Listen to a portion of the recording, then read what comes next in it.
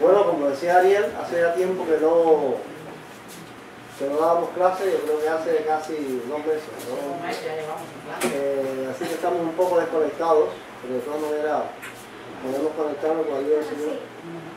Bendecimos a Dios por la reanudación de estas clases y vamos a intentar pues rememorar el asunto del que estábamos tratando. Bueno, el asunto general todo el mundo lo conoce, es los peligros que hay tras este movimiento, que es el movimiento mesiánico. Para la fe cristiana hemos visto algunos peligros, que ya, bueno, dividimos los peligros estos en 4 clases o 4 categorías. La primera que ya estudiamos, la crítica que ellos le hacen al texto griego del Nuevo Testamento. La segunda, la negación que hacen de la divinidad de Cristo o una distorsión que hacen de ella. Y la tercera que estamos mirando ahora es la distorsión del mensaje paulino de la justificación por la fe. El mensaje de Pablo en cuanto a la justificación por la fe está claro, específico, pero ellos distorsionan este mensaje de Pablo. Vimos nosotros al comienzo, esto como para un poco encajar en el tema, al comienzo nosotros hicimos este esquema de lo que es, tratamos de llevar un esquema gráfico, el mensaje de la justificación por la fe lo más sencillo posible para poderlo entender. El pecador, el pecador está aquí, Dios está aquí, la salvación está aquí. Estas flechas indican el camino que debe recorrer el pecador para llegarse a Dios y para llegar a la salvación. ¿Recuerdan eso, verdad? Ahora, para llegarse el pecador a Dios no puede llegarse a un estado de pecado.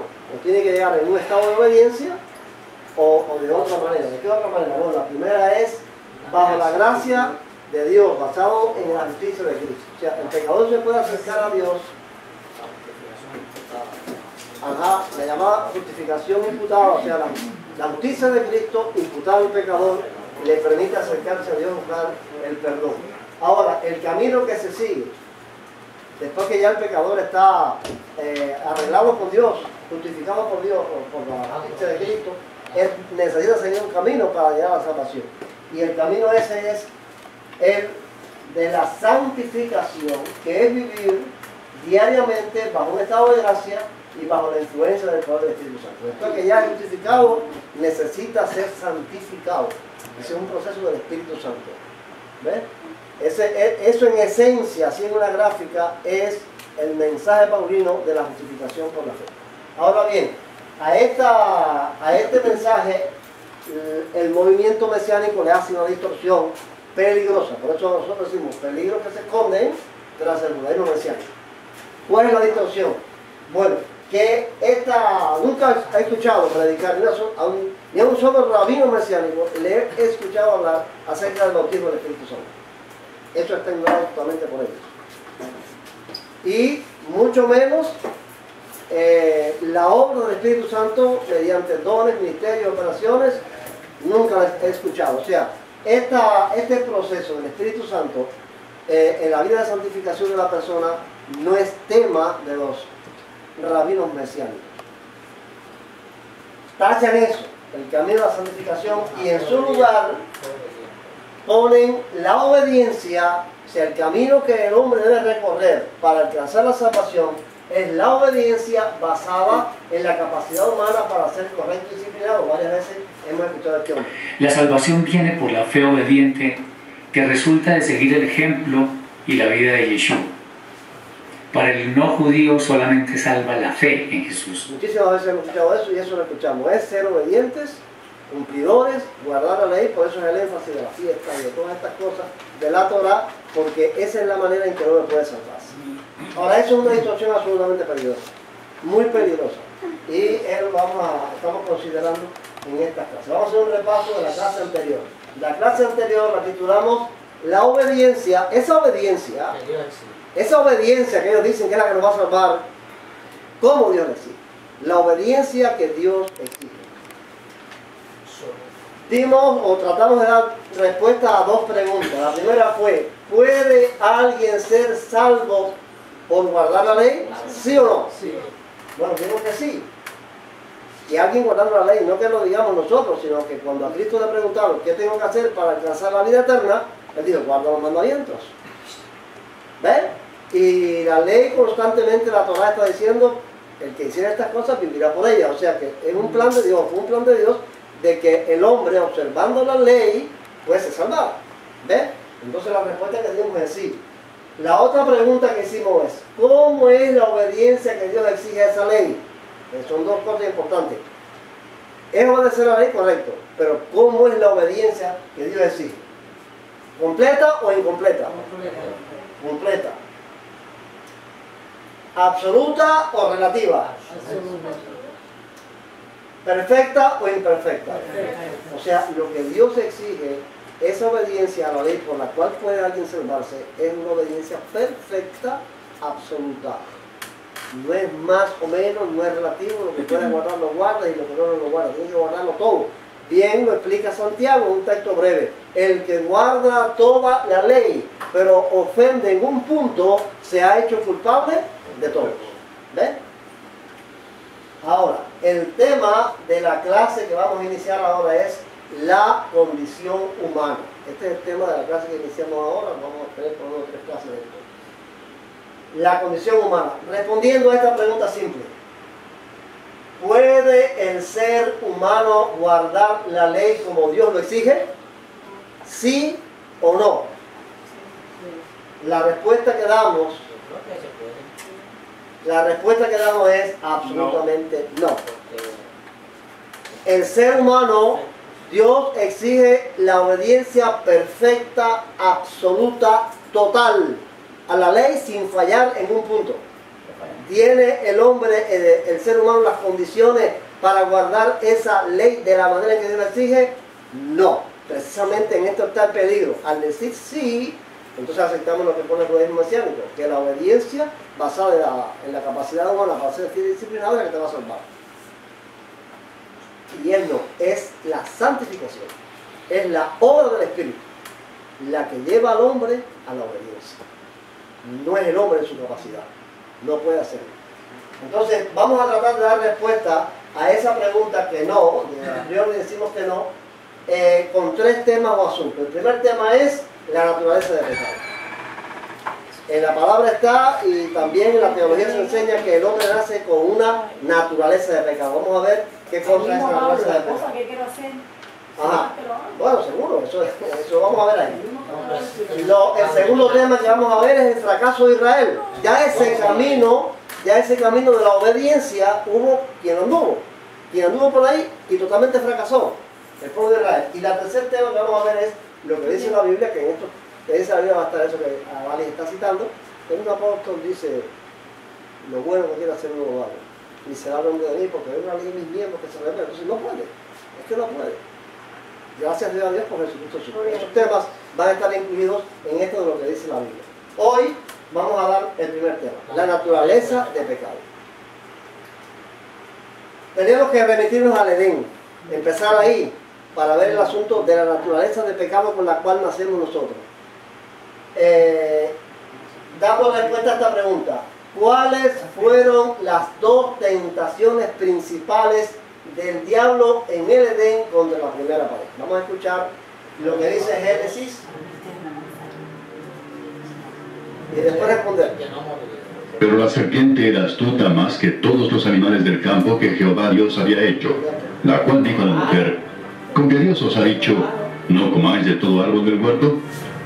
Y la mujer respondió a la serpiente, del fruto de los árboles del huerto podemos comer, pero del fruto del árbol que está en medio del huerto, dijo Dios, no comeréis de él, ni le tocaréis, para que no muráis.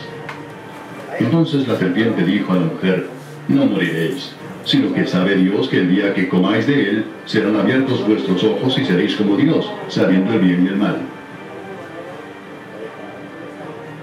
¿Cuáles fueron las 2 tentaciones principales? No moriréis y ser como Dios. Okay. No moriréis fue la tentación. Y ser como Dios, o seréis como Dios. Esas son las 2 tentaciones principales del diablo.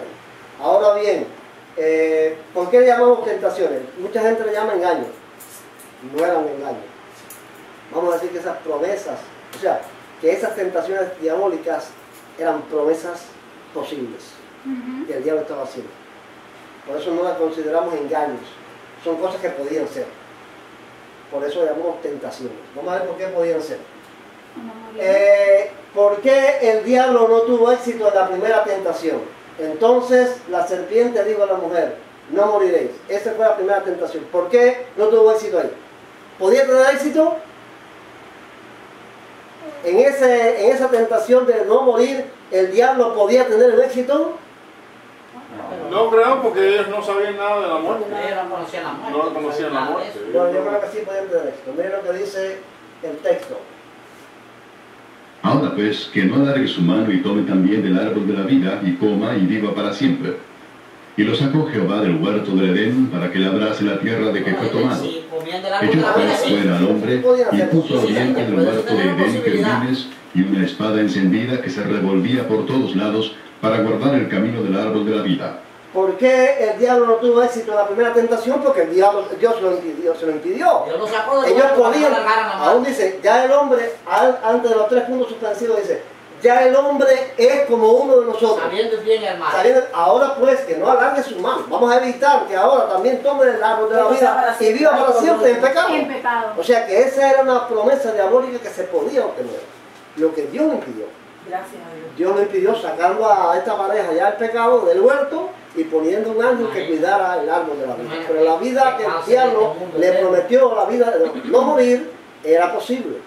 Todo lo que Dios impidió. Ahora, vamos a la otra. El diablo obtuvo un triunfo completo sobre el hombre en la segunda tentación. El día que comáis de él, serán abiertos vuestros ojos y seréis como Dios sabiendo el bien y el mal. Ahí el diablo tuvo un triunfo total. Claro, si Dios lo dice, ya es como uno de nosotros sabiendo Bueno, el vamos bien y el allá. ¿Por qué decimos esto? Recuerden, nosotros hay un principio en hermenéutica que yo trato siempre de usar cuando estoy explicando la Biblia, y es que la Biblia se explica con la Con la Biblia. Biblia. Uno no puede hacer afirmaciones que no pueda comprobar con la Biblia. Y por eso queremos comprobar esto, porque ahí está adelantándose ahí en el texto. ¿Por qué nosotros podemos decir que el diablo tuvo un triunfo completo? Vemos la tentación. Miren lo que dice la tentación. El día que comáis de él, serán abiertos vuestros ojos y seréis como Dios, sabiendo el bien y el mal. Vamos a ver este primer texto que dice. Entonces fueron abiertos los ojos de ambos, serán abiertos vuestros ojos. Y se dieron cuenta de que estaban desnudos. O sea, pasó. Lo que el diablo le dijo pasó. El día que coman serán abiertos vuestros ojos. Dice el texto después en Génesis 3:7, que fueron abiertos sus ojos cuando comieron del árbol y se dieron cuenta que estaban desnudos. ¿Se cumplió ahí lo que el diablo le había prometido? Ahora, la otra promesa, Dios mismo es el que la confirma. Y dijo Jehová a Dios, he aquí, el hombre es como uno de nosotros, seréis como Dios. ¿Se cumplió también? El hombre es como uno de nosotros. Y el diablo le había dicho, seréis como Dios. Y el que está hablando es Dios. Sabiendo el bien y el mal, sabiendo el bien y el mal. Dios dice, el hombre es como uno de nosotros, como Dios, sabiendo el bien y el mal. Por eso decimos que en la segunda tentación, el diablo obtuvo un triunfo total, un triunfo completo sobre el hombre. En la primera no lo obtuvo porque Dios lo impidió, pero podía haberlo tenido. Ahora, con la derrota del hombre en la tentación, seréis como Dios, el diablo introduce en las almas de Adán y Eva el virus de su propia rebelión. Y aquí hay algo interesante. La profecía sobre el rey de Tiro en Ezequiel 28. No es extraño que no en la Biblia solamente, en la historia, nosotros encontremos que los hombres que han ocupado puestos de poder, al fin y al cabo se hayan endiosado. No es extraño, es que hay un virus.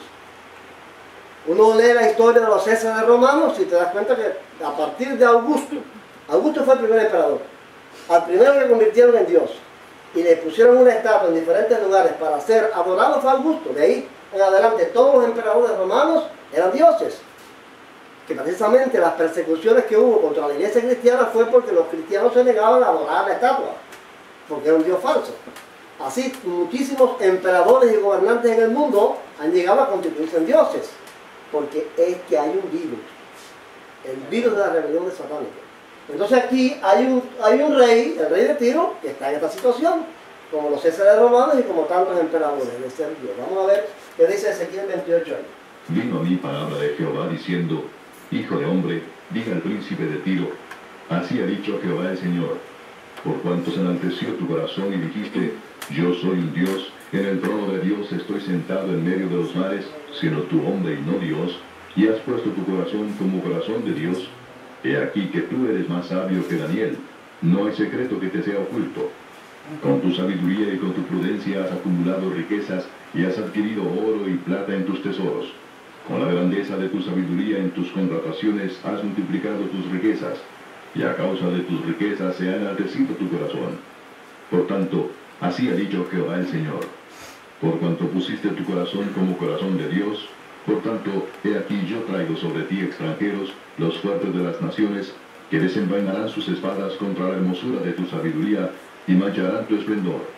Al sepulcro te harán descender y morirás con la muerte de los que mueren en medio de los mares. ¿Hablarás delante del que te mate diciendo, yo soy Dios? Tú, hombre eres y no Dios, en la mano de tu matador. De muerte de incircuncisos morirás por mano de extranjeros, porque yo he hablado, dice Jehová el Señor. Bueno, este es el rey de Tiro que decía ser Dios, llevado por ese rival. Ahí en el mismo capítulo seguido está la endecha sobre el rey de Tiro. Dios manda al profeta Ezequiel a hacer una endecha. ¿Qué cosa es una endecha? Es como un canto fúnebre, un lamento que se escribía para cantarlo en el funeral de una persona que muriera. Entonces, en esta endecha sí hay unos ciertos detalles. Aunque está hecha para el rey de Tiro, la endecha no se corresponde con el rey de Tiro. Hay ciertos detalles ahí, vamos a enumerar primero. Eres el sello de la perfección. No tiene que ver con el rey de Tiro. En Edén, en el huerto de Dios estuviste. El rey de Tiro no estuvo en el huerto de Edén. Querubín grande, protector, tampoco se corresponde con el rey de Tiro.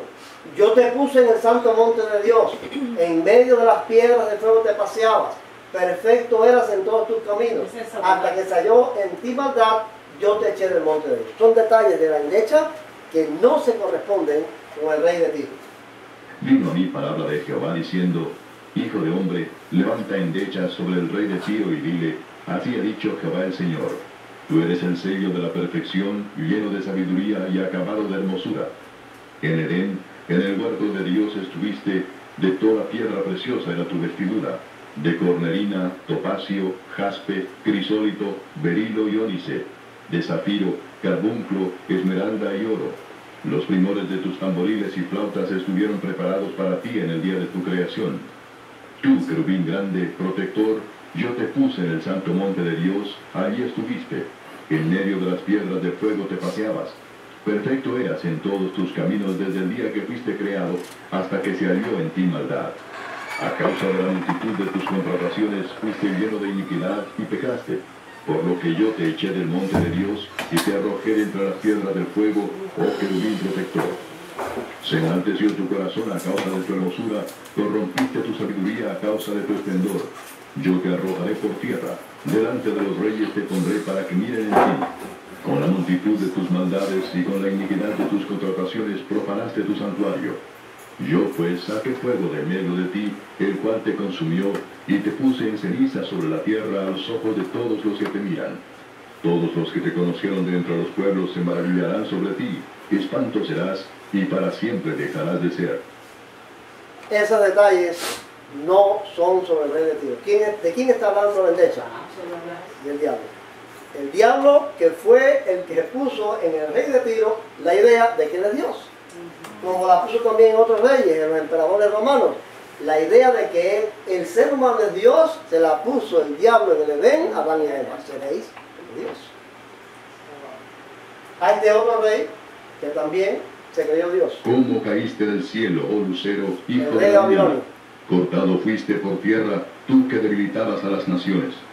Tú que decías en tu corazón, subiré al cielo, en lo alto junto a las estrellas de Dios levantaré mi trono, y en el monte del testimonio me sentaré a los lados del norte. Sobre las alturas de las nubes subiré, y seré semejante al Altísimo. Bien, esto de la intención de Satanás de ser adorado como Dios, porque ahí en la endecha del rey de Tiro no se menciona el diablo. Nosotros decimos que es el diablo, porque hay detalles que no se corresponden con el rey de Tiro. Ahora, hay un hecho aquí, en Lucas, que sí nos demuestra la intención de que el diablo quiere ser Dios. Aquí en la tentación. Luego lo llevó el diablo a un monte alto y le mostró en un momento todos los reinos de la tierra. Le dijo el diablo: a ti te daré todo el poder de estos reinos y la gloria de ellos, porque a mí me ha sido entregada y a quien quiero la doy. Si tú, postrado, me adoras, todos serán tuyos. O sea, la intención está del diablo, de ser adorado como Dios. Está evidente, es evidente. Por eso decimos que el rey de Tiro está influenciado por el diablo y que la iglesia del rey de Tiro se refiere al diablo. Él quiere ocupar el lugar de Dios. El estudio podría ser más largo sobre este asunto de la rebelión diabólica, pero queremos centrarnos en este asunto. Este primer pecado en el Edén tiene consecuencias para toda la humanidad. ¿Cuál consecuencia es? A nacer con una naturaleza de pecado y de rebeldía contra Dios. El hombre nace con una naturaleza de pecado y rebelde contra Dios. No tiene nadie que enseñárselo, eso lo traemos todos. Eso está ahí, dentro del ser humano. Rebeldía contra Dios, y todo. Uno ve que el cristiano tiene que luchar contra eso. Pero el que no es cristiano, que no lucha contra eso, está embarcado en eso. Uno ve que los científicos y los sabios y los que son del vulgo común tienden a eso, a rebelarse. Porque si Dios es tan bueno, ¿por qué pasa esto y esto? No, porque la evolución, no, tantas cosas que crea el hombre, todas son en rebeldía contra Dios, porque el diablo les puso ese virus de ser rebeldes contra Dios en el corazón a la primera página. Tiene una consecuencia. Y vamos a ver lo que dice la Biblia. Dice en el Salmo 51: en maldad he sido formado, y en pecado nacemos en un estado de pecado. Otro salmo dice: se apartaron los impíos desde la matriz, se descarriaron hablando mentiras desde que nacieron. Pablo en el Romanos capítulo 5 varias veces insiste en esta naturaleza. Por la desobediencia de un hombre, muchos fueron constituidos pecadores. Es la consecuencia de aquello. Por la transgresión de uno vino la condenación a todos los hombres. Por tanto, como el pecado entró en el mundo por un hombre y por el pecado la muerte, así la muerte pasó a todos los hombres, por cuanto todos pecaron. Porque ciertamente el juicio vino a causa de un solo pecado para condenación. Por la transgresión de uno solo reinó la muerte. Por la transgresión de aquel uno, muchos murieron. Pablo insiste constantemente en el resultado, en la consecuencia más que el resultado de aquel primer pecado que marcó a toda la raza. La rebelión del diablo contra Dios fue el virus que le puso a Adán y a Eva ahí, y es herencia de todos los seres humanos. Es el estado de pecado.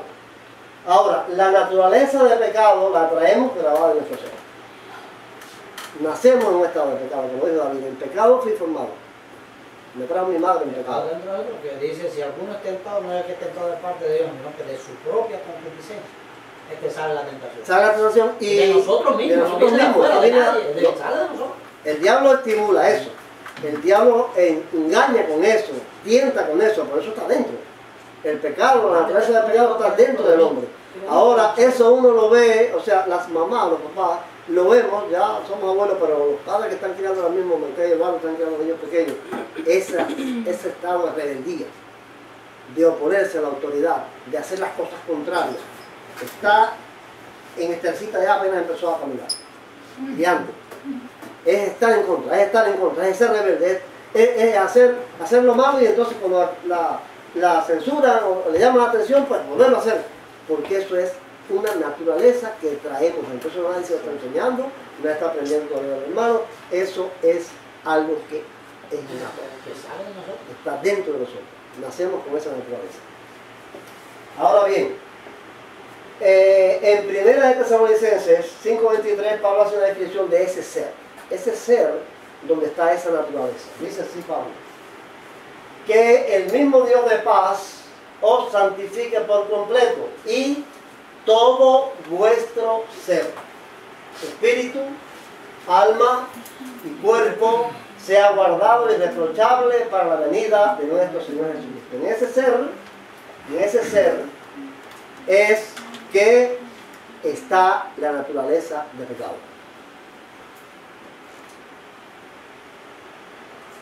Encontramos en Génesis 2:7. A ver, ¿quién me dice ahí? ¿Dónde está? Dice ahí: formó pues Jehová Dios al hombre del polvo de la tierra, y alentó en su nariz soplo de vida, y fue el hombre en alma viviente. ¿Dónde está el cuerpo ahí? El alma viviente, ¿no? No, el alma. ¿El cuerpo dónde está? Ahí está el cuerpo de mi espíritu. En la nariz sopló. Polvo de la tierra. Al Polvo de la tierra. ¿Quién dijo polvo de la tierra? Somos polvo, cuerpo. Arielito. Arielito. Polvo de la tierra, cuerpo. Eso es lo que somos. ¿Dónde está el espíritu? Alentó en su nariz sopló. Soplo de vida, el espíritu. ¿Y Alma dónde está? viviente. Alma viviente, el alma. Ahí en ese sencillo texto de Génesis están las tres. Polvo, cuerpo. Soplo de vida, espíritu. Alma viviente, el alma. Ahora, en Génesis 1:6 Dios había dicho, 26 había dicho, entonces Dios, hagamos al hombre a nuestra imagen conforme a nuestra semejanza. Eso es el alma. O sea, el alma es el resultado de la unión del soplo de vida con el polvo de la tierra y la imagen de Dios en ese ser. El alma es la imagen de Dios en el hombre. Por eso el hombre piensa, razona, tiene sentimiento, y el animal no. Porque el único hecho a imagen de Dios es el hombre. Ahora bien, la palabra del Nuevo Testamento que que señala esa alma, de esas tres partes, el alma es suje o psique. Algunas pronuncian de una manera y otra. Es en la traducción de alma en el Nuevo Testamento, pero es algo interesante. Es la palabra que también tiene como base en la ciencia a psique. Miren qué interesante está eso. Psique en griego es el resultado de alma en la religión y de psique en la ciencia. Psicología, psiquiatría, todo viene de la palabra suje o psique. Por eso aquí vamos a hacer un estudio mezclado para hacer un poco más ameno, para explicar qué cosa es la naturaleza del pecado. Un estudio mezclando conceptos bíblicos con conceptos de la psicología o de la psiquiatría. El alma según la psicología. ¿Qué cosa es esto? A ver, Jonathan, ¿qué cosa es esto? Un iceberg. ¿Sabes qué es un iceberg? Un iceberg es una isla flotante de hielo. Ahora, el iceberg tiene una característica, y es que lo que se ve del iceberg fuera del nivel del agua es muy pequeño. Lo que realmente es el iceberg está bajo agua, es hacia abajo. Vamos a ver, vamos a ver las imágenes. Este es otro iceberg, no se ve bien aquí, pero esta parte de abajo ya está por aquí. Este es otro iceberg, este es otro, ¿ven? La partecita de arriba es pequeña y lo verdaderamente grande del iceberg está debajo. Por eso es que en la psicología moderna, pues se compara la psique o el alma para nosotros como un iceberg. Lo que se ve es muy pequeño y lo que hay escondido allá abajo donde nadie ve es lo más. Esa es nuestra alma. La primera parte de arriba la llaman consciente. La segunda parte, lo que está entre dos aguas, subconsciente, y la tercera parte, el inconsciente. Vamos allá. El creador, o no tanto el creador, sino el propagador de esta ¿verdad?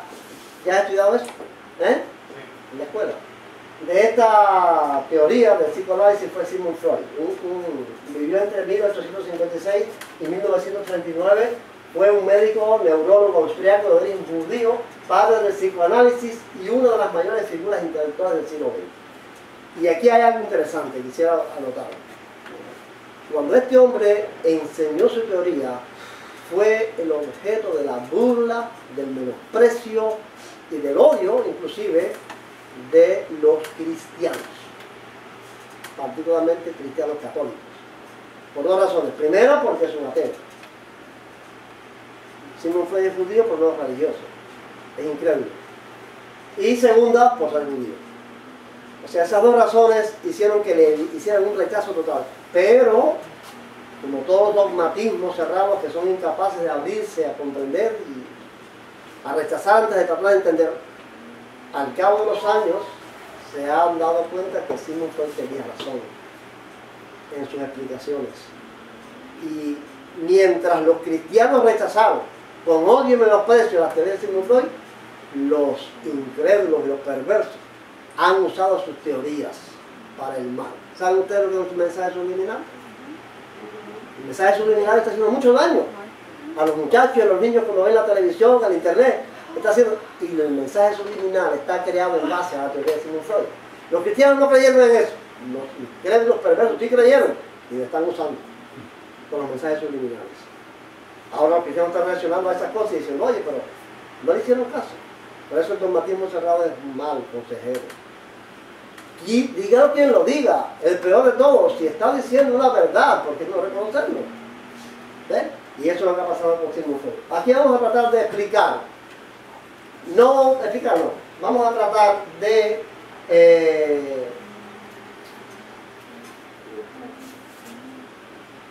porque no queremos explicar la teoría de Sigmund Freud. Tratar de demostrar que estos tres niveles de la psique o el alma, según Sigmund Freud, realmente existen.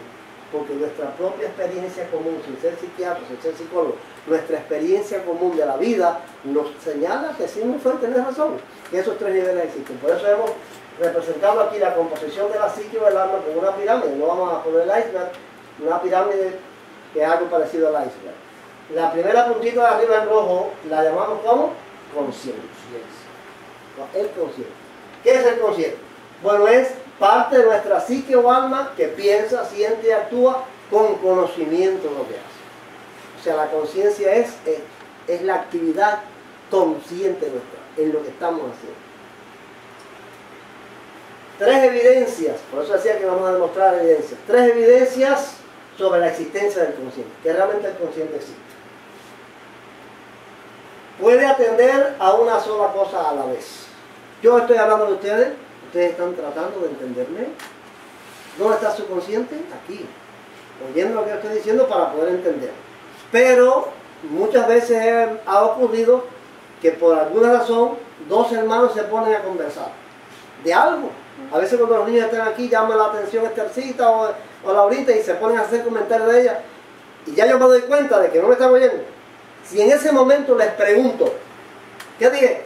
No se sabe. Ah, no sé. ¿Por qué? Porque el consciente puede estar en una sola cosa, una sola vez. Y eso es una evidencia de que el consciente existe. O sea, nuestro estado consciente es bien pequeño, por eso está aquí representado con una puntita roja, pero es más antiguo. Es lo que somos realmente, en lo que estamos, no es en nuestro estado consciente. Pero eso de que pueda atender una sola cosa una sola vez quiere decir que existe esa dimensión de la psique o del alma. Lo otro es que el sueño, el desmayo, ahí lo tienen, la anestesia lo anulan. ¿Se durmió? ¿Ya no me está oyendo? Está dormidito ya. Está dormido. Entonces, ¿qué quiere decir? Que el sueño, si te duermes aquí, ya no me estás oyendo. Y en los oídos ahí tiene todo, pero no me estás oyendo porque el consciente quedó anulado. O sea, hay un estado en que el consciente queda anulado. En el sueño no hay consciente. ¿Oyes? ¿Estás atento? ¿Estás entendiendo cosas dormido? No hay reacción. ¿Por qué? Porque tanto el sueño como la anestesia o el desmayo anulan el consciente. Eso demuestra que ese estado de la psique existe. ¿Ves? Existe el consciente, independientemente de los demás. ¿Dejamos de tener alma por eso? ¿Dejamos de tener conciencia por eso? ¿Dejamos de tener sentimientos por eso? No, pero entonces se anuló. Hay una parte de nuestra psique, de nuestra alma que está anulado.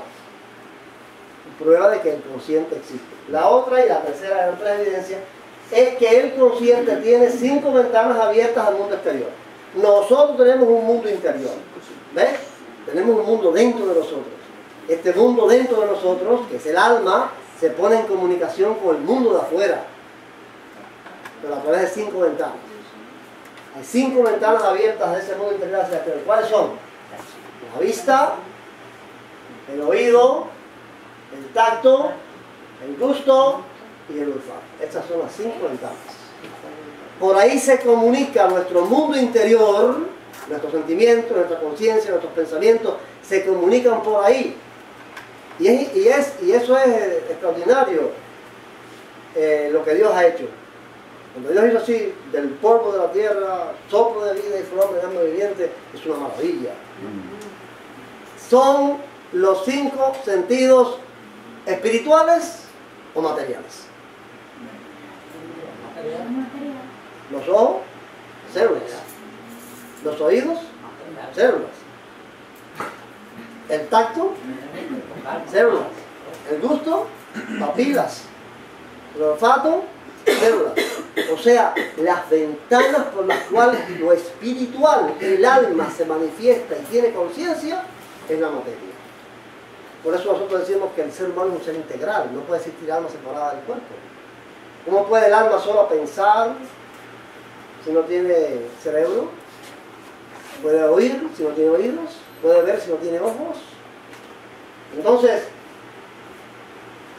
el ser interior nuestro se comunica con el exterior o recibe información del exterior a través de los órganos de los sentidos. Vamos a probar que los órganos de los sentidos demuestran la existencia del consciente. Vamos a quitar la vista. Una persona es ciega. Vive en una oscuridad total. ¿Por qué vías puede recibir información del mundo exterior? El oído, el tacto, el gusto y el olfato. Nada más. Tiene limitado el más alto porcentaje de información, que es la vista. Pero le quitamos también el oído. ¿Qué le queda? Hay personas que han existido así. Mira a Rosario tratando de experimentar. Cerrando los ojos y tapándose los oídos. ¿Han escuchado la historia de Helen Keller? Helen Keller fue famosísima. ¿Han visto la película? Les recomiendo verla. ¿Eh? No, que no. Ciega y sorda. Vean esa película, está lo más interesante. Está en YouTube. Sí, Helen Keller. Ciega y sorda desde 1 año y medio. Se podía comunicar nada más que con el tacto, el gusto y el olfato. Bueno, llegó a ser una mujer, se conoce de ella porque llegó a ser una mujer prominente, conferencista, escritora de libros, tremendo. Pero nada más que con el tacto, el gusto y el olfato. Pero hay personas que han existido. Ahora, si quitamos también el tacto, ¿qué le queda? Gusto y el olfato. Gusto y olfato. Nada más que lo que es el sabor y los olores. Es la única comunicación. Si le quitamos el gusto, nada más que los olores. Si le quitamos el olfato, No, ya. ¿qué pasa? No hay función. No existe. No se puede comunicar, no tiene comunicación, se consciente con nada. Existe el alma, existe lo espiritual, pero no se puede comunicar. Es un mundo cerrado, un mundo completamente cerrado. No existe el consciente. Quiere decir que esta evidencia de que quitando los órganos materiales de los sentidos se anula el consciente es una demostración de que el consciente existe con independencia. El consciente es el estado en el que estamos ahora mismo. Lo que nuestros sentidos nos aportan. ¿Van entendiendo la idea? Son las 3 evidencias de que el consciente existe. Que pueda tener una sola cosa. ¿Cuál fue la otra? Ariel. Que el sueño lo anula. Que el sueño y el desmayo y la anestesia lo anulan. Y la tercera es que los órganos de los sentidos, Tiene 5 ventanas para comunicarse. si no las tiene, no hay conciencia. Bien, son evidencias de la existencia. ¿Ven cómo solo puede tener razón? Ahora, debajo del consciente está el subconsciente. ¿Qué cosa es el subconsciente? Cualquier actividad mental espiritual que está por debajo del consciente son los recuerdos y la memoria. El consciente tiene la capacidad de descender ahí, descender hasta él. El consciente tiene la capacidad. ¿Qué son? Espera que está ahí una puntita de la lengua y ahí ya lo tengo. Evidencias sobre la existencia del subconsciente. No vamos a explicar qué es el subconsciente en detalle, pero las evidencias que hay de que eso existe. Los recuerdos. Yo le preguntaría ahora, estamos aquí en la clase, el consciente está aquí, pero lo que voy a preguntar no está en el consciente. Jenny, ¿qué recuerdo tienes de tu viaje a Santo Espíritu a casa de la abuela? El tren, el viaje largo, abuelita esperando para decir adiós cuando pasábamos. ¿Dónde estaba eso? No estaba en el consciente. ¿De dónde saca Jenny al consciente eso? Abuelita en la puerta ahí esperando cuando pasara el tren para decirnos adiós. La puede hasta visualizar y todo. ¿Sí? ¿Dónde está eso? Por debajo del consciente, que es en lo que estamos ahora mismo, hay un nivel en el alma, en la psique, que existe, Almacena que son los información ahí. recuerdos. Los olores también te pueden traer un recuerdo. A los Esto es lo que olores yo te traen sentí. recuerdos, También. los olores te traen recuerdos, los sabores te traen recuerdos, la música La música, te trae un recuerdo, y te transporta hacia otro lugar. O sea que dentro, bajo el nivel consciente, hay otro nivel de experiencia mental, o experiencia psíquica, espiritual, que sale al consciente. Vamos a ver la memoria. Voy a tomar el licencia. A ver, dice, tú nos vas a demostrar la existencia del subconsciente en este asunto de la memoria. ¿Dónde naciste? Un caimito, la Lisa. ¿En la Lisa o en la Lisa? En Caimito, pero nací en la Lisa. Ah, La memoria, bueno. recuerda. ¿Qué mes tú naciste? En abril 15 del 70. ¿De qué color es tu carro? Mi carro es ¿Ves qué rápido va desciende? El consciente que no estaba en eso. Tiene que frenar y busca para abajo, por ahí llega. Es verdad, a veces que no me encuentro tan rápido el nombre de una persona, un suceso, no me encuentro tan rápido y se queda pensando ahí hasta que al fin después lo encuentra. Pero hay una comunicación del consciente, que es en lo que estamos, hacia niveles inferiores, por debajo del consciente, de recuerdos y de memoria, que son cosas que existen. ¿Dónde están? ¿Las trajiste del aire o están dentro de ti mismo? ¿Están dentro? Esos datos están ahí. Un alumno, un ejemplo es fácil. Jonathan se grabó hace poco. El examen o uno de los exámenes que hiciste, ¿de cuántas preguntas tenías? Aquí los exámenes, las preguntas son largas. 50 y pico. Bueno, ese era más o menos el número que yo. Un alumno va a someterse a un examen y se pasa una semana, 15 días, no sé más tiempo estudiando la asignatura. Y cuando se presenta al examen, tiene 50 preguntas. Puede responder todas las preguntas a la vez. El consciente se puede ocupar de una sola respuesta. A veces no la encuentra y sigue con la segunda pregunta. O sea, el consciente tiene que ir buscando debajo de su nivel la información que se grabó en una parte de la psique durante la semana, los 15 días o el mes de estudio que tuvo. Pero va respondiendo y va recordando. Respondiendo y contesta las 50 preguntas. ¿Dónde estaba esa información? Está a un nivel por debajo del consciente. El consciente puede estar en una sola cosa a la vez. ¿Ven que el subconsciente existe? Porque existen las memorias y los recuerdos. Y eso está por debajo de nuestro nivel consciente. Esa es la teoría de Freud. ¿Tenía Freud la razón o no tenía razón? Sí. La experiencia será que tenía la Oye, razón. si pudiéramos aumentar el subconsciente, que fuera la parte amarilla, esa como grabaríamos, ¿no? Bueno, esa es la parte más grande. Bien, ahora por debajo del subconsciente está el llamado inconsciente, que es lo más grande. Realmente, para la psicología de Freud, el inconsciente es lo que realmente somos nosotros. Lo que realmente somos está en la esfera más profunda y escondida, desconocida para el consciente de nosotros mismos, de nuestra alma, de nuestra psique. ¿Qué cosa es el inconsciente?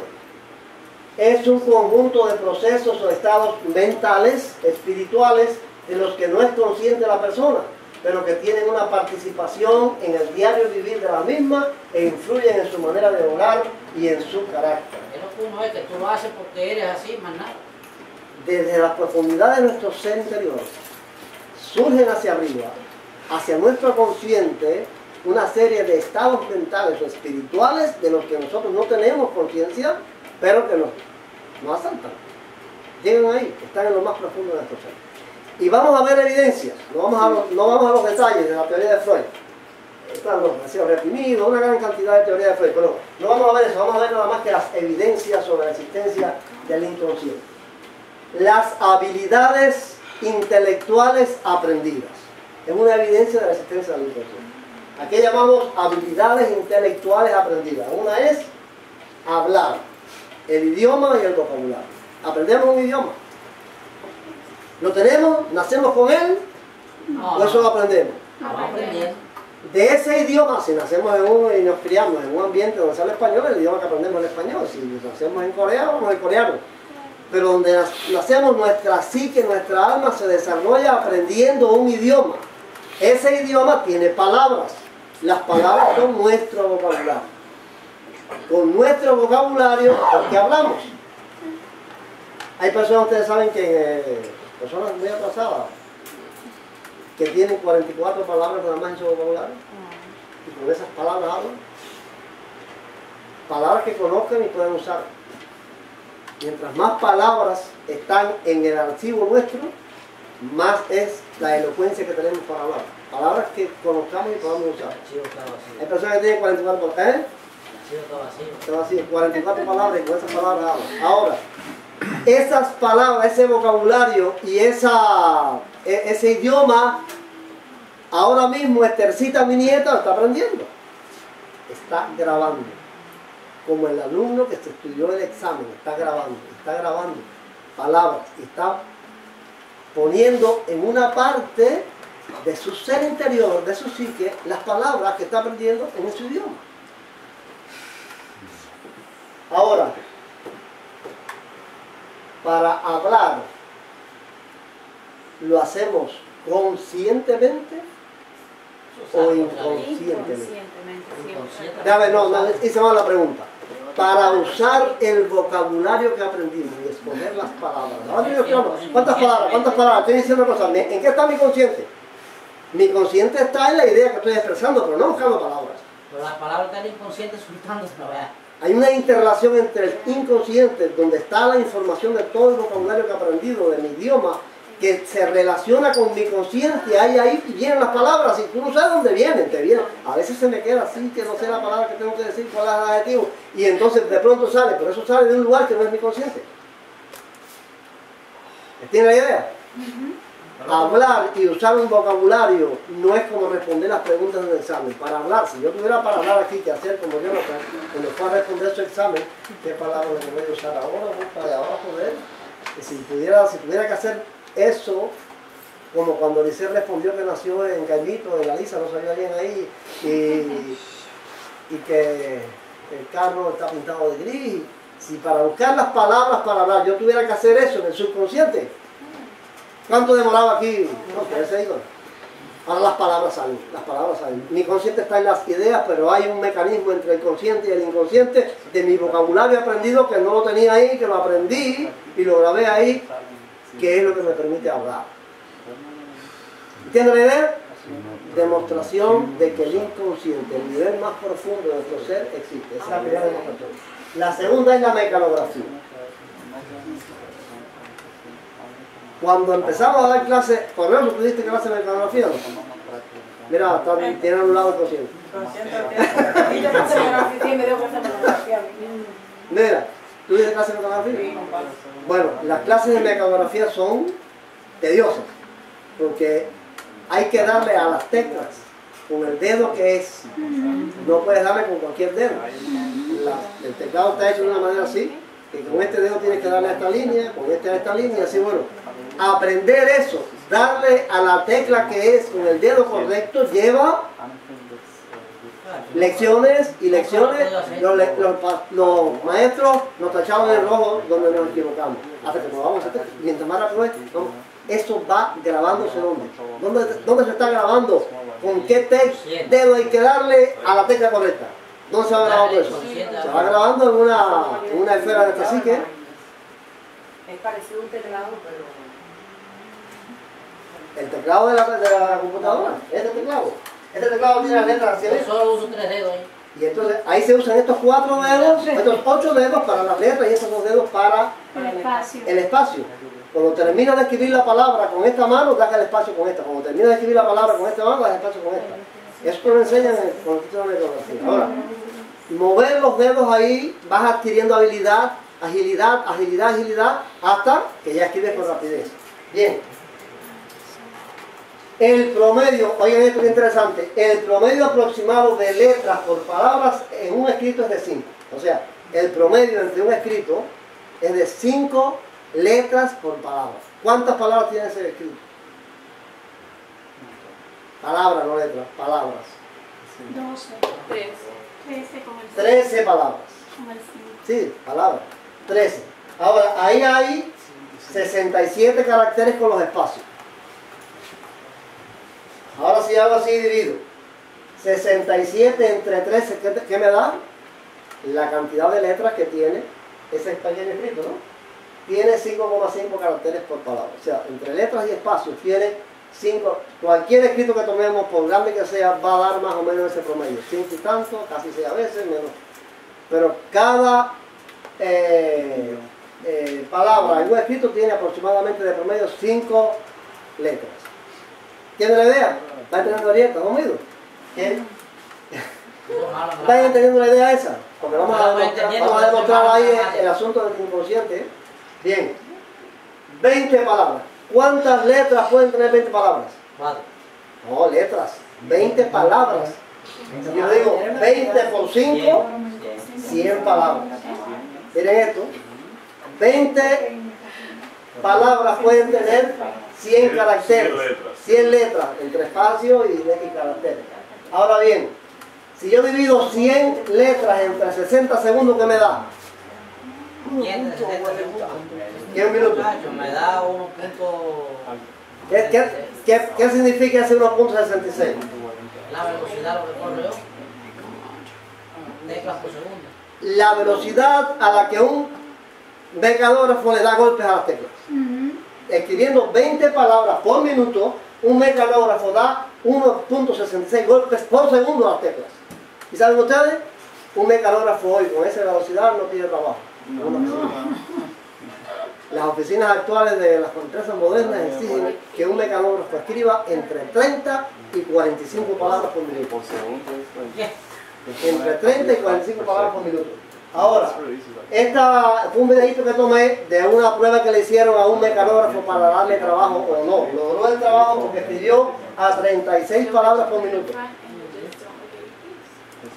¿Qué hizo? Dio 3 teclas por segundo. Golpea 3 teclas por segundo para escribir 36 palabras por minuto. No la ven en minuto completo, pero vean.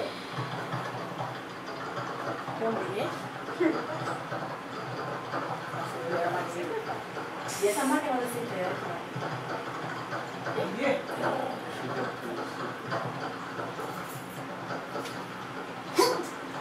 ¿Qué va? Yo me demoro hasta hablar.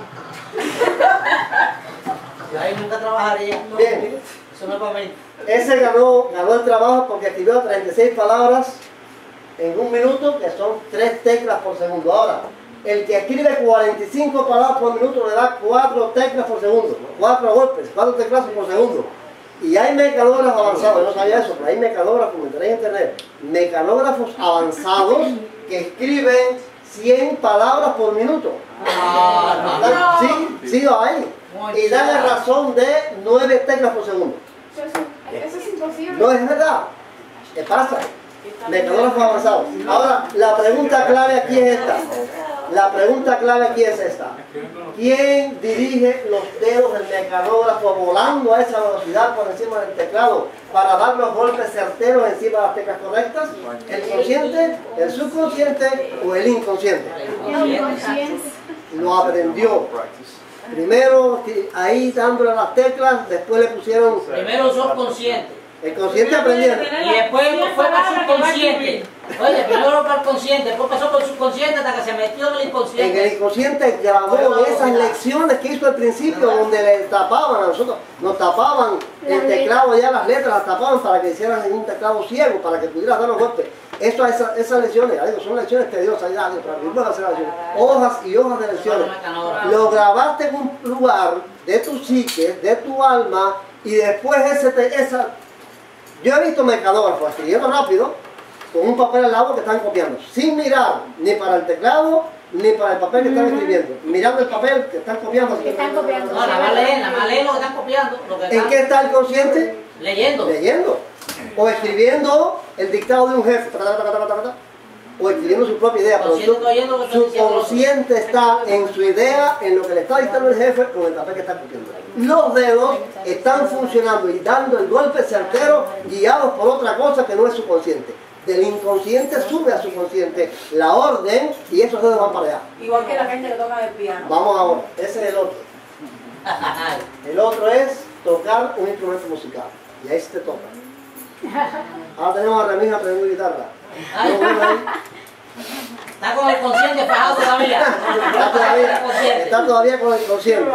¿Qué dedo tengo que poner encima de qué cuerda para darle el acorde correcto y cuándo tengo que tocar aquí?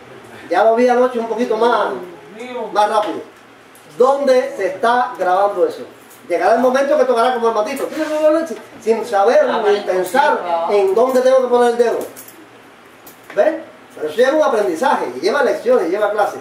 Aquí yo tengo el ejemplo, este es considerado el pianista más, mira, Rosario, tú que dices que una persona no puede darle 9 golpes a una tecla, mira cuántos golpes le da este hombre al piano, en segundo. Que es un pianista famoso, el pianista más famoso que, según dicen, es del mundo, el pianista más famoso del mundo.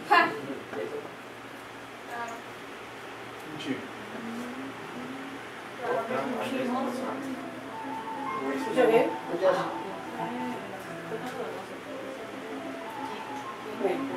¿Qué inconsciente más veloz?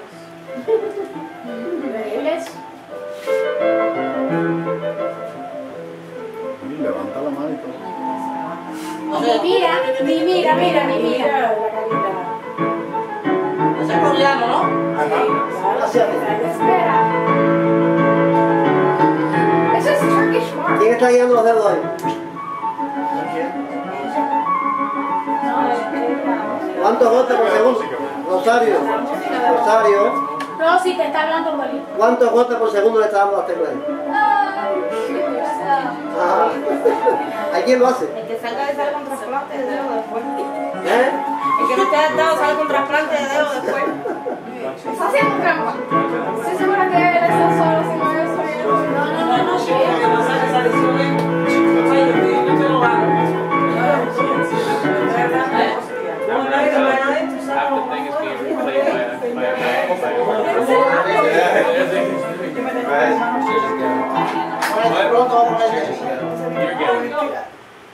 Joaquín, permiso. Mi consciente me dijo que mi inconsciente me quiere trabajar. Bien, entonces todo esto estamos dándolo para mezclar, les dije al principio que era mezclar el asunto del descubrimiento de Sigmund Freud al que los cristianos le hicieron rechazo y no quisieron creerlo con la clase que estamos dando sobre la naturaleza del pecado. Vamos a la aplicación bíblica de esto. Pero tienen idea de que es ya que realmente nuestra alma, nuestra psique es compleja, el cuerpo es complejo, lo físico. Tenemos sistemas y órganos que trabajan ahí y nos hacen ser vivientes. Si el cuerpo físico es complejo, ¿cuánto será el alma? Mucho más compleja si está en imagen de Dios. Y esto es una cosita muy simple, muy sencilla que explicamos de Sigmund Freud. Dice alguien que las células cancerosas que consumen, los médicos no pueden determinar, porque dice que las células cancerosas toman la misma forma de las buenas y los médicos no pueden. ¿Sabes qué ponen el otro? Esta y esta es la otra, porque se confunden. La cizaña y el trigo. Oye, qué cosa, todo tiene su explicación. Vamos a la aplicación bíblica. En Marcos 7, 20 al 23 dice así. Pero decía que lo que sale del hombre, eso contamina al hombre, porque de dentro del corazón de los hombres salen los malos pensamientos, los adulterios, las fornicaciones, los homicidios, los hurtos, las avaricias, las maldades, el engaño, la lujuria, la envidia, la calumnia, el orgullo y la insensatez. Todas estas maldades salen de dentro y contaminan al hombre. Vamos a tomar este texto y aplicarle la teoría de Sigmund Freud. Miren esto, qué interesante. Salen del hombre. ¿De dónde? De dentro del corazón de los hombres salen. Del inconsciente. Salen de dentro del inconsciente. De esa parte profunda de nuestro ser que desconocemos, que nos sirve, aprendemos cosas, pero no les ha ocurrido a ustedes que han sido asaltados por una acción mala, por un pensamiento malo, y dicen, ¿y dónde salió esto? Sí. ¿Por qué me pasó esto?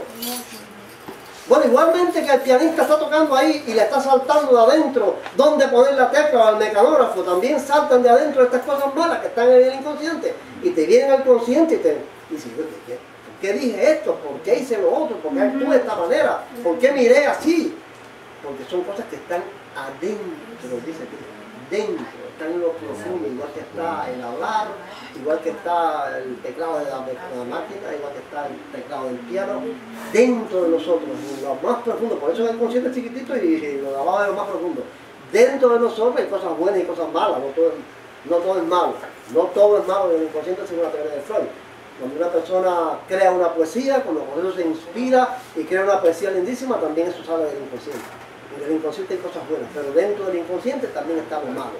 Es lo que, si lo aplicamos aquí ahora, diríamos que aquí en el inconsciente dice que están los malos pensamientos, los adulterios, las fornicaciones, los homicidios, los hurtos, las avaricias, las maldades, el engaño, la lujuria, la envidia, estoy tomando lo que Cristo dijo, calumnia, orgullo, insensatez. Eso está ahí, en esa esfera profunda. En esa esfera profunda. Vamos a otro texto de Gálatas. Que no suba mucho entonces. Mira Gálatas, dice Gálatas. Manifiestas son las obras de la carne que son adulterio, fornicación, inmundicia, lujuria, idolatría, hechicerías, enemistades, pleitos, celos, iras, contiendas, divisiones, herejías, envidias, homicidios, borracheras, orgías y cosas semejantes a estas. ¿Dónde está eso? Gálatas 5. En las zonas de la carne. El inconsciente. La carne ahí es un texto en griego que significa no la carne realmente, ni corazón es corazón. Esos son órganos físicos, son cosas que tienen un carácter espiritual. Y ahora, bueno, según Freud es el inconsciente. Es nuestra esfera profunda del ser. Vamos a añadir lo de Gálatas. Vamos a añadir lo de Gálatas sin repetir. Dice, inmundicia, idolatría, enemistades, pleitos, celos, iras, divisiones, contiendas, envidias, herejías, borracheras, homicidios y orgías. Se llenó el inconsciente. Se llenó de todo malo. Eso está ahí. Ah, pero entre cada cosita de los malos caben las buenas, ¿verdad? Sí, hay cada buenas. línea de los malos ahí, Hay cosas buenas. buenas. Hay cosas buenas, pero estamos estudiando no las buenas. Estamos estudiando la naturaleza de pecado. ¿Dónde está la naturaleza de pecado heredada de Adán y Eva por causa de Seréis? ¿Dónde nace todo eso? Ahora bien, ven que quitamos aquí las flechitas. ¿Saben por qué quiero hacer este paréntesis? Para los muchachos, especialmente los papiros mayores, que vemos internet, que vemos juegos, que estamos al tanto de estas cosas. ¿Por qué le quité estas flechitas? Porque los órganos de los sentidos no solamente ponen en comunicación nuestro mundo interior con el mundo exterior, sino también al revés. Del mundo exterior entran hacia nuestro inconsciente muchas cosas. El pianista pudo hacer eso porque eso entró por los ojos de los sentidos. Ahora mismo Remigio está entrando por los ojos de los sentidos, el oído, en la vista, el tacto, el tocar la guitarra. Eso lo está grabando ahí abajo. O sea que del mundo exterior hacia nuestro mundo interior hay una influencia de las cosas que vemos, de las cosas que oímos, de las que gustamos, de las que olemos, de las que tocamos. De esas 5 ventanas tienen una influencia hacia adentro de nuestro mundo interior. Ahora bien, si ese mundo interior lo que tiene es una tormenta y una nube negra, dando información de sexo, violencia, magia, mentiras, mensajes subliminales, si eso es lo que está entrando, y entrando, si ya tenemos lleno eso, por una naturaleza que tenemos. Y decía hace un rato que los cristianos le hicieron así a Sigmund Freud, y que los perversos sí creyeron en Sigmund Freud. Están usando. ¿Saben ustedes lo que son mensajes subliminales? ¿Tú sabes? ¿Tú sabes algún mensaje subliminal? Quizás cuando primero no verlo no tiene mensaje, pero se te graba de esta manera. Tengo una idea. Yo no tengo una idea. El mensaje subliminal es hecho a propósito. Son mensajes grabados audiblemente o visualmente, en video. Ustedes ven estos unos anuncios que de pronto te pasan imágenes que tú no sabes qué cosa es, que tan rápido que las pasan. Eso no lo ve el consciente, pero eso sí pasa para el consciente. Y lo que ponen ahí, el consciente no lo ve. Los mensajes subliminales se han usado principalmente en el comercio, para lograr que la gente compre Coca-Cola o para que compre aquel producto. Hay lugares donde en comercio grande como Walmart y otros ponen una musiquita con un mensaje subliminal que la persona no oye, porque en el audio lo que pasa es que el mensaje subliminal está grabado al revés. Y tú oyes una música, pero junto con la música estás oyendo otra cosa. Que tu consciente no la oye, tus oídos no la oyen, pero tu inconsciente sí la percibe, sí la recibe. Ese mensaje al revés. Y entonces te dicen, no robes, robar es malo. Te están diciendo que la musiquita esa que tú oyes, te están diciendo para que no te lleves productos del comercio. Pero también lo han usado los perversos, o por ejemplo un equipo de rock muy famoso que se llamó Metal Duro, ¿cómo se llama? Metal Duro, Heavy Metal. Esa gente fueron los primeros que grabaron mensajes subliminales diabólicos, satánicos en sus composiciones de rock. Mata, mata, mata, 666. Fue la primera que yo me enteré de que estaba grabado en una composición de rock de este grupo. Que decían, el que oía la música en el momento ahí no oía eso, pero detrás de eso había una voz que decía mata, mata, mata, 666. Ahora tú ves que sale un texto, claro. Sale con una ametralladora matando gente en una escuela, claro, si estás expuesto a esos mensajes, a esa violencia, a todas esas cosas feas y malas que hay a través de los medios. Tu inconsciente se está llenando de cosas perversas y malas sin saberlo. Porque el consciente es un centinela. Cuando el consciente está despierto y te dice una cosa de esa, tú eres cristiano, dices no. O eres una persona moral, dices no. Pero si tu consciente no lo filtra, si tu consciente no se entera, el mensaje subliminal, el consciente no se entera, pasa directamente de ahí hacia abajo. ¿Es peligroso? Cuando decimos que es peligroso ver cualquier cosa en internet, en la televisión o donde sea, estamos muy claros. La gente, los cristianos, repito, no hicieron caso a Sigmund Freud. No hicieron caso a Sigmund Freud, pero los perversos sí hicieron caso. Porque lo que dice Sigmund Freud está probado, está comprobado en la realidad. ¿Okay? Ahora bien, en Gálatas 5, 22 al 25 dice: pero el fruto del Espíritu es amor, Gloria a Dios, paz, paciencia, benignidad, bondad, fe, mansedumbre, templanza. Contra tales cosas no hay ley. Pero los que son de Cristo han crucificado la carne con sus pasiones y deseos. Si vivimos por el Espíritu, andemos también por el Espíritu. Amén. La carne con sus pasiones y deseos, ¿qué es? Los que son de Cristo han crucificado al inconsciente con sus pasiones y deseos. ¿Viviendo cómo? Por el Espíritu. Viviendo por el Espíritu. ¿Qué es lo que hace entonces? ¿En qué consiste la obra de santificación del Espíritu? ¿En qué consiste? Ahí tenemos a nuestro inconsciente colmado, lleno de lo que traemos por herencia de Adán, más lo que le hemos metido nosotros. Ahí están ahí y nos asaltan. ¿Qué hace el Espíritu? La va anulando. ¿La quitan? No están ahí. No, están ahí, no la quitan.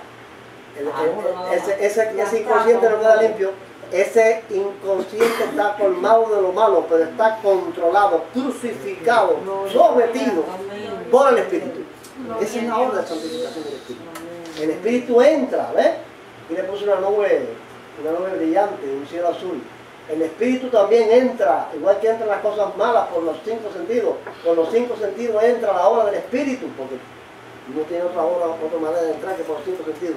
Entra la obra del Espíritu y anula, crucifica, somete todas las pasiones de la carne.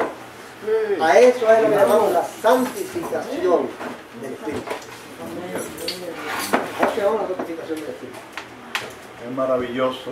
Es maravilloso. Entonces ahí hay amor, hay gozo, hay paz, hay paciencia, hay benignidad, bondad, fe, mansedumbre, templanza. Son sustituidos a todas estas perversidades y todas estas maldades que tenemos dentro, sometidas. El inconsciente se vuelve un carnicero. Ajá, es un palincesto.